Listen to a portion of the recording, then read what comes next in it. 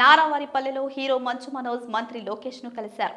మనోజ్ ఇవాళ మోహన్ బాబు విశ్వవిద్యాలయంలోకి వెళ్లాల్సి ఉండగా పోలీసులు అనుమతించలేదు.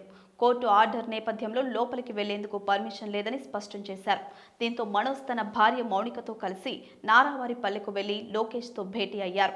వారు 20 నిమిషాల పాటు సమావేశమయ్యారు. మరోవైపు తిరుపతిలోని మోహన్ బాబు యూనివర్సిటీ వద్ద హైడ్రామా చోటు చేసుకుంది. మోహన్ బాబు యూనివర్సిటీ నుంచి నారావారిపల్లె వరకు మంచు విష్ణు, మంచు మనోజ్ ఫ్లెక్సీలు వెలిశాయి. అయితే మనోజ్ కు సంబంధించిన ఫ్లెక్సీలను తొలగించారు. సుమారు 100కు పైగా ఫ్లెక్సీలను తీసేశారు. మరోవైపు మంచు మనోజ్ కాలేజీలోకి రావద్దు అంటూ మోహన్ బాబు ఇప్పటికే కోర్టులో ఇంజెక్షన్ పిటిషన్ వేశారు. ఈ పిటిషన్ను కోర్టు పరిగణలోకి తీసుకుని అనుమతిని ఇచ్చింది.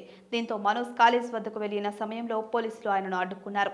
కాలేజ్కు ఉన్న 4 గేట్ల వద్దకు మనోజ్ వెళ్లి అక్కడి పోలీసులతో మాట్లాడారు. వారి వద్ద నుంచి సమాచారం తీసుకున్నారు.